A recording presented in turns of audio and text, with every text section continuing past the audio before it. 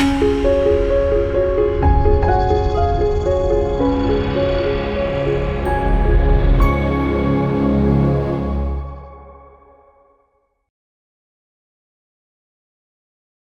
మాత్రం. నేను మీ journalist Navata. Welcome to R voice. నేను వే టు ఎస్ఎంఎస్లో ఈ న్యూస్ చూశాను. ఒక గొప్ప శుభవార్త ఆంధ్రప్రదేశ్లోని ప్రజలకు. ఏంటి అంటే, రిటైర్మెంట్ వయసు పెంచుతున్నాం. ప్రభుత్వ రంగ సంస్థలు, గురుకులాలు, సొసైటీ స్కూల్ ఉద్యోగులు, టీచర్లకు సీఎం చంద్రబాబు శుభవార్త చెప్పారు. వారి రిటైర్మెంట్ వయసును 60 నుంచి 62 ఏళ్లకు పెంచేందుకు గ్రీన్ సిగ్నల్ ఇచ్చారు. దీంతో ఈ ప్రతిపాదనను అధికారులు త్వరలోనే కేబినెట్కి పంపనున్నారు.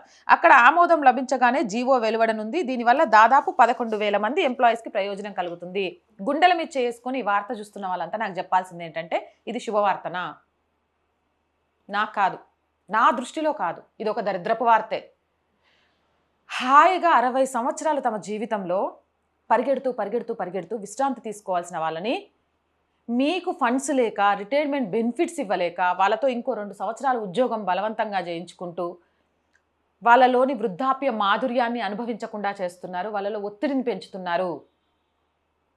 60 సంవత్సరాల నుంచి 62 సంవత్సరాలకు రిటైర్మెంట్ పెంచారు. ఎంతమంది సంతోషంగా ఉన్నారని ఒక సర్వే పెట్టి చూడండి. దరిదాపు 80% మంది సంతోషంగా ఉండరు.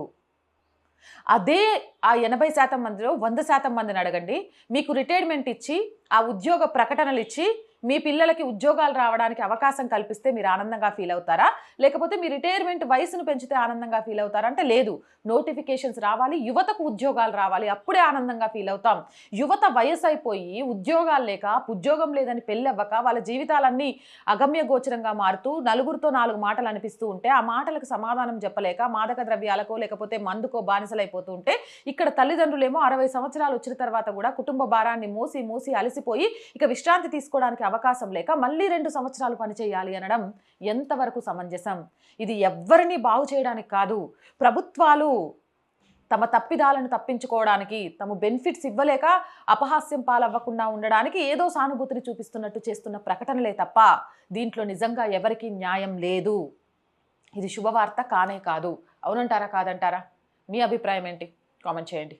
జై హింద్, జై భారత్. అండ్ రోజు చెప్తుందేనండి, R group of channels, R voice, R political, R Sanskriti 3 ఛానల్స్ని వెంటనే సబ్స్క్రైబ్ చేసుకోండి. కంటెంట్ బాగుంది అనిపిస్తే లైక్ చేయండి, షేర్ చేయండి, మీ అభిప్రాయాన్ని కామెంట్ చేయండి. అండ్ ఆర్థికంగా ఫస్ట్ వీక్ వచ్చింది. శాలరీస్, రెంట్ కోసం చాలా ఇబ్బందుల్లో ఉన్నాం. మీరు చేసే సహాయం చాలా ముఖ్యం మాకు. దయచేసి సహాయాన్ని అందిస్తారు అని ఆశిస్తున్నాను. అందించాలి అనుకుంటే సబ్స్క్రిప్షన్ పక్కనే జాయిన్ అనే బటన్ ఉంది. 1 to 5 లెవెల్స్ ఉన్నాయి. ఏదో ఒక లెవెల్లో సపోర్ట్ చేయండి. లేదా స్క్రీన్ మీద గూగుల్ పే, ఫోన్పేతో పాటు అకౌంట్ డీటెయిల్స్ ఉన్నాయి. మీకు తోచిన సహాయాన్ని అందించండి. వ్యాపార ప్రకటనల కోసం 8328 500 576 నెంబర్ని సంప్రదించండి. జై హింద్, జై భారత్.